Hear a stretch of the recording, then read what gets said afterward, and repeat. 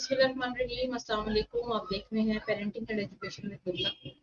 जैसा कि आप जानते हैं कि हम हर दफ़ा एक नए सितारे के साथ हाजिर होते हैं जिसने अपनी ज़िंदगी में कोई ना कोई अकॉम्प्लिशमेंट की हुई होती है या वो अपनी ज़िंदगी में कुछ अचीव करने के लिए किसी न किसी रास्ते पे चल रहे होते हैं। आज हमारे साथ एक बहुत ही खास मेहमान है, मनाहिल एआई वाली। तो सबसे पहले इनको वेलकम करते हैं कि इन्होंने इतने शॉर्ट टाइम पे हमें टाइम दिया, इतने शॉर्ट नोटिस पे हमें टाइम दिया और हमारे साथ हमारे शो में आई। अस्सलाम वालेकुम मनाहिल, कैसी हैं आप? And welcome to the show. Thank you so much and मैं बिल्कुल ठीक हूँ। आप कैसी हैं? अल्हम्दुलिल्लाह, आई एम गुड। अच्छा, सबसे पहले तो आपका ये शुक्रिया कि आपने इतने शॉर्ट नोटिस पे आने के लिए हामी भर ली, क्योंकि मोस्टली काफ़ी काफ़ी दिन पहले टाइम देना पड़ता है और बहुत कम लोग ऐसे होते हैं जो कि on the spot he available हो जाते हैं। So that's so nice of you. अच्छा मनाहिल, आप अपने बारे में बताइए कि आप कौन हैं, कहाँ से हैं और क्या करती हैं? Okay, so first of all मैं इंट्रोडक्शन देती हूँ अपना छोटा सा। अस्सलाम वालेकुम एवरीवन। मेरा नाम मिनाहिल है और सोशल मीडिया मेरा नाम मिनाहिल एआई वाली है।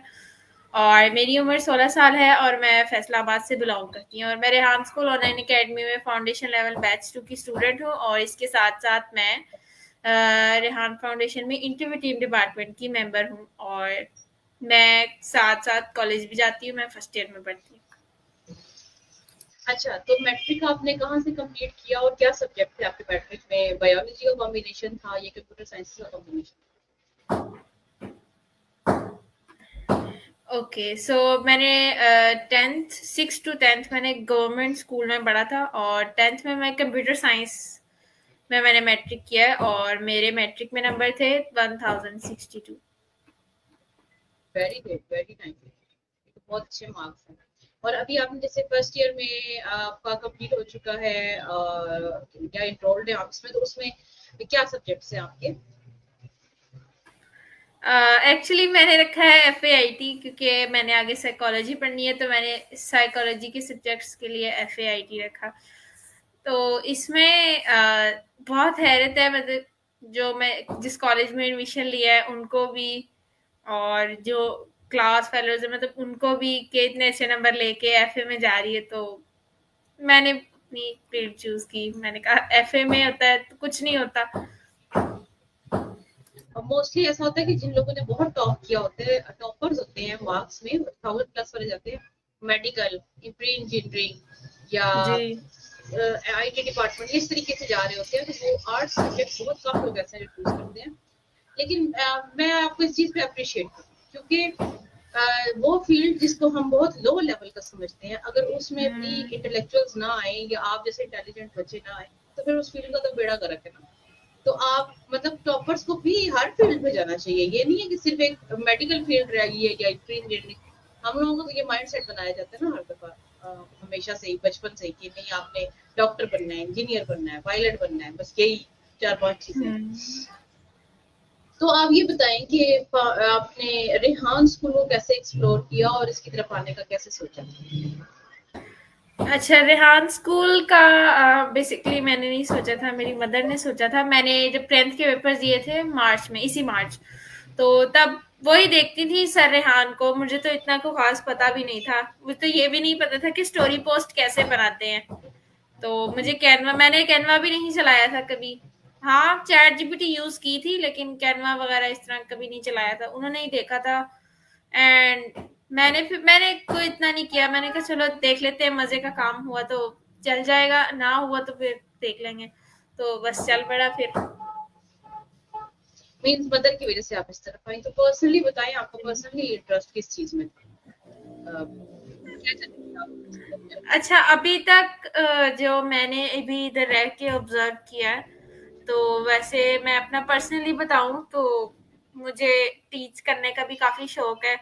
तो जब मैं अपने लेवल 1 में जाऊंगी तब मैं अपने साथ यही एजुकेशन में लगाऊंगी। तब स्टार्टअप था, मुझे ये अच्छा लगा तो मैंने बिना सोचे समझे लगा लिया। तो अब मैंने थोड़ा सा ऑब्जर्व किया है, चीजें देखी है। तो अब मैं सोच समझ के आगे लेवल 1 में चूज करूंगी क्योंकि लेवल 2 में तो हम फिर चेंज ही नहीं कर सकते। तो कितना अर्सा हुआ इस फाउंडेशन को ज्वाइन किए हुए आपके, और इसमें अभी तक क्या क्या सीखा आपने? ओके, मुझे 4 मंथ्स हुए हैं और सबसे पहले तो मैंने इधर सबसे अच्छा बराबरी देखी है मेल और फीमेल में सबसे ज्यादा ये। अगर आपका काम अच्छा है ना, वो आपको कहीं से भी ढूंढ निकालेंगे। मुझे भी आइडिया नहीं था कि जब मुझे इंटरव्यू टीम डिपार्टमेंट का मेंबर बनाया गया, तब सर दौलत ने कहा कि आप तो 2 महीने में क्या करती हो इस तरह के, मतलब आप होगी 1 साल से पहले वो किसी का मेंबर नहीं रखते। तो मुझे भी हैरानी, मैंने कहा ये देखते हैं बच्चों को कि बच्चे कैसा काम कर रहे हैं। तो मुझे ये बहुत चीज पसंद आई कि वो हर बच्चे को बराबर रखते हैं। तो सबसे पहले तो मैंने यही सीखा, चाहे वो टीचर हो, स्टूडेंट टीचर को सिखा रहा है, कहीं ऐसे भी मैंने देखा है। तो ये चीज मुझे सबसे अच्छी लगी कि यहाँ फ्रेंडशिप बहुत है। और दूसरे स्कूलों में होता है ना कि एवरेज बच्चे को शायद इतनी अहमियत नहीं दी जाती, लेकिन इधर सारे बहुत बराबर ज्यादा। होते हैं। हम्म। हम्म। तो सबसे पहले तो मैंने यही सीखा, और इसके अलावा जो हमारे टास्क है, ACCL बुक है हमारी, वो सीखी, और मेरे पास कोडिंग बुक 1 का भी सर्टिफिकेट है। Very good. अच्छा, ये इंटरव्यू डिपार्टमेंट की मेंबर होना ये आपकी बहुत बड़ी अचीवमेंट है और फर्स्ट अचीवमेंट है। तो ऐसा क्या चेंज था आपके अंदर या आपके काम के अंदर जो कि अट्रैक्ट किया मैनेजमेंट को और उन्होंने आपको इंटरव्यू टीम का मेंबर बनाया? ये तो मुझे उनसे पूछना पड़ेगा। वैसे मैंने उनसे पूछा था, लेकिन उन्होंने मुझे बताया नहीं। तो लेकिन उनको मेरे इंटरव्यूज अच्छे लगते हैं। मैंने अभी तक 51 इंटरव्यूज टेकन किए हैं, और उसमें जो मेरा सबसे अच्छा इंटरव्यू था, वो जो मुझे पर्सनली बहुत अच्छा लगा, और मैं चाहती थी कि मैं उस स्टूडेंट के साथ करूं, वो थी फवा बिजनेस वाली। मुझे वो बहुत पसंद है। बाबा, अभी आपसे पहले मैंने उन्हीं को इंटरव्यू किया है and she is one of really amazing girl, yes. I must say. और वो फबा का किया, फबा से पहले उनके भाई जो गनी प्रोग्रामिंग वाले हैं उनका किया। ये मतलब पूरी फैमिली ब्लेस्ड है, मुझे लगता है ये दोनों बहन भाई यही ब्लेस्ड है माशाल्लाह। और बड़ी अच्छे जी। एक ट्रैक में है, फिर उनकी पर्सनैलिटी के अंदर एक ठहराव, एक सीरियसनेस वो बहुत अच्छी है। अच्छा, आप नाहिल, आप ये बताएं कि आप अपनी क्लास 1 से लेके क्लास 10 तक की थोड़ी सी जर्नी अपने माइंड में रिकॉल करें और बताएं थोड़ा सा कि आपको कौन सी टीचर आज तक याद है जिसमें आपने या तो मतलब वो अपनी स्ट्रिक्टनेस की वजह से याद होगी या अपनी बहुत प्यार की वजह से या किसी और रीजन से याद होगी। तो वो बताएं अच्छा। कैसी याद है आपको, क्यों? अच्छा, मुझे आज तक मुझे जितने टीचर ने पढ़ाया, मुझे सारे याद है। मैं टीचर्स को नहीं भूलती। मैं इस बात में शायद मुझे अच्छा लगता है कि मैं टीचर्स को नहीं भूलती, चाहे वो अच्छा हो या बुरा हो। मतलब उसने बेइज्जती की हो मेरी, या उसने मुझे तारीफ की हो, दोनों याद रहते हैं, दोनों सूरतों में। तो क्लास 1 से लेकर 3 तक मैंने हमारे दूर था वो काफी स्कूल, इधर अच्छा था वो, उधर वो थोड़े से रिलेटिव्स जानने वाले थे, तो उधर मैंने 3 साल पढ़े, मतलब नर्सरी से लेकर 3 तक पढ़ा, 5 साल। तो तब मेरी सिस्टर ने वहां से मैट्रिक किया था और मैंने 3 पास की थी। हमें काफी फर्क है। तो उसके बाद मैंने वो स्कूल इसलिए नहीं छोड़ा कि वो अच्छा नहीं था, वो हमारा बहुत ज्यादा डिस्टेंस था, इसकी वजह से हमने छोड़ा था। उसके बाद वो मेरे 5 साल बहुत अच्छे गुजरे थे, मुझे बहुत मजा आया था। मुझे कुछ कुछ टीचरों के नाम भी याद है, मिस जुनैरा, मिस शाजिया, कुछ कुछ याद है, कुछ कुछ की शक्लें याद है, लेकिन तब मैं छोटी थी तो मुझे नाम भूल गए। इसके अलावा 4 फिर इधर फैसलाबाद मदीना टाउन में हम आ गए, तो 4 मैंने इधर स्कूल से पढ़ी थी, लाइटपुर ग्रामर स्कूल। उधर मैंने 1 ही साल पढ़ा था। उधर मुझे टीचर ने पढ़ाया था, टीचर तुबा, मुझे अभी तक नाम याद है, शुक्र। और इसके बाद फिर हमने स्कूल चेंज किया, क्योंकि इधर ऑक्सफोर्ड की बुक्स थी और मैंने 5 पढ़नी थी पंजाब टेक्स्ट बुक बोर्ड में। तो मैंने फिर स्कूल चेंज किया, हिरा पब्लिक गर्ल्स हाई स्कूल। उधर मेरी जो टीचर थी उनका नाम था आमना, और उन्होंने भी बहुत अच्छा पढ़ाया था। वो साल भी मेरा बहुत अच्छा गुजरा था। उसके बाद मैं 6 में गई गवर्नमेंट स्कूल में। अच्छा, 6 से लेकर 6 जब मैं थी ना, तब आया था कोरोना। तो 6 हमारी शायद इतनी हम क्लास में मिल नहीं पाए, हम सारे लड़कियां थी, फ्रेंड्स मिल नहीं पाए, तो इतनी जान पहचान नहीं हुई। 6 से लेकर 8 तक मेरी एक टीचर थी miss Naureen, I like it, मुझे वो बहुत पसंद थी। मैंने उनके लिए इतने सारे तोहफे उनको दिए हुए हैं, मुझे अच्छी लगती थी वो। तो 6 से लेकर 8 तक की जर्नी में 6 बस नॉर्मली गुजरी थी। मतलब गवर्नमेंट स्कूल थे, ज्यादा बच्चे थे, और हम आए थे प्राइवेट स्कूल से, शायद इतनी अकल भी नहीं थी हमें, मैं साफ अल्फाज में बोलूं तो। थोड़ा वक्त लगा उधर स्टैंड होने में और समझने में स्कूल को, और 7 फिर 8th तक, 8th वाली क्लास में बहुत मजा आया था हमें, 7 नॉर्मल थी। उसके बाद फिर हमारी टीचर चेंज हुई 9th में हमारी टीचर थी मिस फरीहा आनम। वैसे मैं जहां भी जाऊं मुझे फरीहा जरूर मिलती है नाम की, तो मिस फरीहा मिली। तो 9th फिर हमारे सेक्शन जब सारे जो थे वो एक उन्होंने सेक्शन बनाया साइंस ग्रुप इस तरह, तो फिर सारे सेक्शन मिक्स हो गए, फिर वो नया स्टेबल होना थोड़ा हो गया मुश्किल। स्कूल तो वही था लेकिन वो स्टूडेंट्स काफी न्यू थे, तो वहाँ थोड़ा 10th अच्छी गुजरी, मजा आया। हाँ मजा आया, और टीचर्स के साथ फ्रेंडशिप की, मतलब मुझे मजा आता था टीचर के साथ रहने का, फ्रेंडशिप करने का। शायद मैं लड़कियों से इतनी दोस्ती ना बनाऊं लेकिन टीचर से मेरी होती थी। यही मेरी छोटी सी जर्नी है, और इनमें मेरी सबसे अच्छी टीचर रही है मिस नरी 678। अच्छा, एक बड़ा ही टेक्निकल सा क्वेश्चन है मनाहिल। आप जैसे समटाइम एक तो एज होती है ना, जब आप 8 9 10th में, 8th में स्पेशली जाते हैं, 8 9, वो एक एज ऐसी होती है जिसमें आपकी बॉडी में हार्मोनल चेंजेस भी हो रहे होते हैं, बिहेवियर चेंज भी आ रहा होता है। तो उसकी वजह से ना आपसे, क्योंकि आप गर्ल हैं तो मैं आपसे गर्ल्स की क्वेश्चन करूंगी, आप ज्यादा बेहतर समझ सकती हैं और एक्सप्लेन भी करेंगी। क्या रीजन होता है कि आप देखती होंगी बहुत से लड़कियों को ना इंटरेस्ट स्टडी से हट जाता है, वो स्टडीज नहीं करना हाँ, चाहती हैं, मतलब और गैर और जरूरी चीजों में उनका एक्टिविटीज इंटरेस्ट। जी। यस, गैर जरूरी चीजों में उनका इंटरेस्ट ज्यादा डेवलप होना शुरू हो जाता है। ऐसा क्या होता है इस एज के अंदर कि ये चीज डेवलप होना शुरू हो जाती अच्छा, मैं सच बात बताऊं, वैसे फोकस कह लें कि उनका स्टडी से हट जाता है, तो या वो खुद याद नहीं करना चाह रहे होते, लर्निंग नहीं करना चाह रहे होते, या कह लें कि उनको जबरदस्ती पढ़ाया जा रहा होता है, ये भी वजह हो सकती है। वैसे मेरे नजरिए के मुताबिक मेरी क्लास में जो स्टूडेंट्स थे है? 8th क्लास में, मतलब वो कह लें कि एक तो स्टूडेंट थी उसकी अम्मी नहीं थी, तो वो तो समझ सकते थे कि उसकी कोई परवरिश करने वाला नहीं है, तो शायद इसीलिए भी वो इस तरह थोड़ा सा इधर उधर हो सकती है।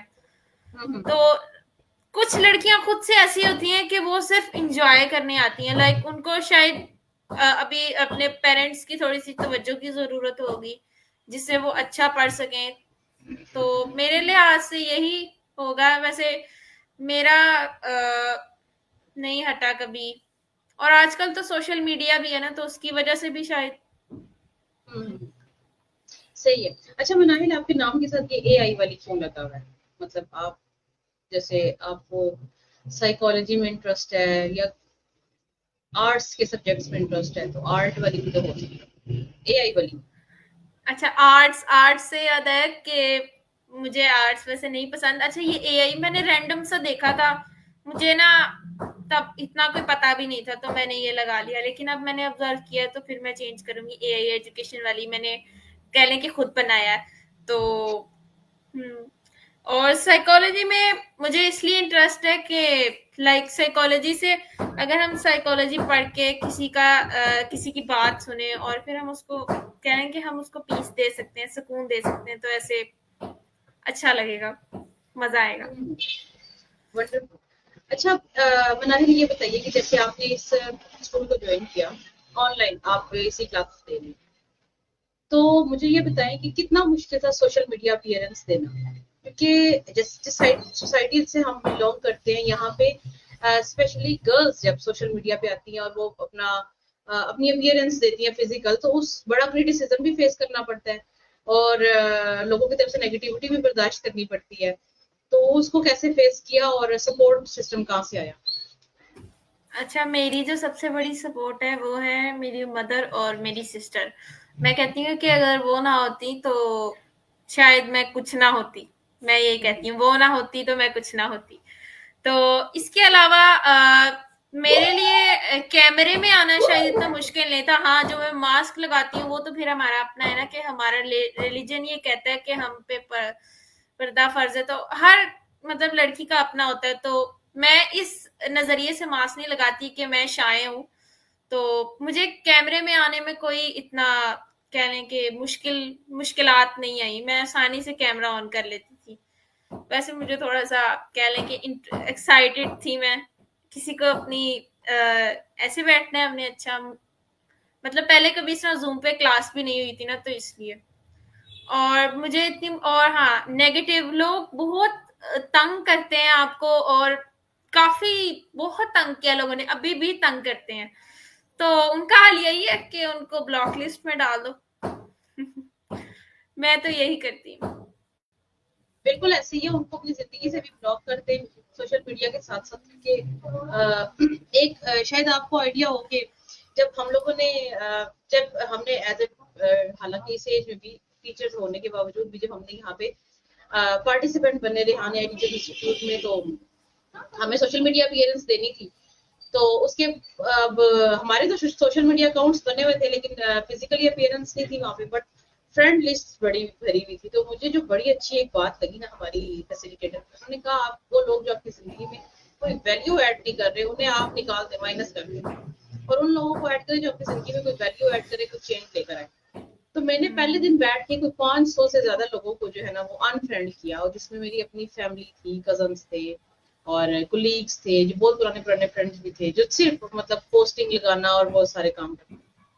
तो वाकई ये बात है, उसमें डेफिनेटली कुछ नेगेटिव लोग भी सारे बीच में आ गए, लेकिन ये मुझे ना अपना बड़ा ही अच्छा एक लगा कि जो यहाँ पे हम लोग माइंड में डाला कि और हमने इस पे अमल किया, तो ये बड़ी अच्छी चीज थी। अच्छा बनाहिल, ये बताएं कि आप जैसे अभी आपने आगे परस्यू करना है अपना करियर भी, और इसको एआई को भी साथ लेके चलना है, तो रेहान स्कूल के साथ एफिलिएट रह के इन दोनों चीजों को कैसे मैनेज करेंगी? मुश्किलात आएंगी डेफिनेटली, हर्डल्स, टाइम मैनेजमेंट में बहुत मसला हो जाता है, टास्क दोनों भी करने पड़ेंगे, कैसे मैनेज करेंगी? अच्छा, तो सबसे पहले तो अभी भी एक हमारा सबसे बड़ा चैलेंज है, जो कि सबका ही होता है। शायद सर रेहान का वो मिशन है कि हम उसको खत्म करें, तो शायद फाइनेंशियल चैलेंज है हमारा सबसे बड़ा, तो जिसकी वजह से शायद इसको अलविदा भी करना पड़े, लेकिन मैं चाहती नहीं हूँ कि मैं इसको अलविदा करूँ। मैं चाहती हूँ कि मैं दोनों चीजें साथ लेके चलूँ, इंशाल्लाह। मैं कहती हूँ कि मैं इंशाल्लाह दोनों चीजें साथ लेके चलूँ। कॉलेज सुबह टाइम का रूटीन, सुबह टाइम की है, शायद FAIT रखने का यही मकसद था कि आसान सब्जेक्ट्स होंगे और मैं जल्दी कवर अप कर पाऊंगी। और इसके अलावा हमें छुट्टी होती है 12:45 कॉलेज से। उसके बाद आके हमारी क्लास है इवनिंग शिफ्ट की, और इंशाल्लाह लेवल 1 भी इवनिंग शिफ्ट में ही चूज करूंगी मैं। तो स्कूल से सॉरी कॉलेज से आके काफी टाइम होता है हमारे पास। अगर वैसे मैं टाइम मैनेजमेंट अभी मुझ में थोड़ी नहीं है, इसकी वजह से मुझे काफी डांट भी पड़ती है पेरेंट्स से। तो कोशिश करूंगी कि टाइम मैनेजमेंट हो, ट्राई करूंगी, ट्राई करने में कोई नहीं जाता। तो यही कोशिश है कि आके थोड़ा सा पढ़ लूं और फिर टास्क कर लूं, लाइक 4 बजे से लेकर फिर रात तक। तो सुबह सुबह फजर के बाद भी काफी टाइम होता है जाने से पहले, तो इसी में मैं अपना सारा कुछ मैनेज कर। टाइम और मैनेजमेंट बिल्कुल मैटर हमारी करता कॉलेज की ब्रेक भी होती है, वो भी हम मैनेज है। कर सकते हम्म। अगर आप परसिस्टेंट रही, कंसिस्टेंट रही, तो आपके लिए मुश्किल नहीं होगा, आप दोनों कवर अप कर लेंगी इंशाल्लाह। अच्छा मनाहिल, एक सवाल का ना बहुत डीपली आंसर कीजिएगा, स्किल या डिग्री? हैं। बहुत, हम ओके। एक को चूज कर ही नहीं सकते। 100 में से ना दोनों को परसेंटेज दें कि इतने परसेंट डिग्री और इतने परसेंट स्किल मनाहिल की 50 नजर 50 50 50। कैसे? देखिए, अगर स्किल अगर हमारे पास हो, डिग्री ना हो, अगर हम किसी कंपनी में जाएं, वो हमें स्किल के बराबर वो हमें जॉब दे नहीं सकते। वो कहते हैं आपके पास डिग्री नहीं है।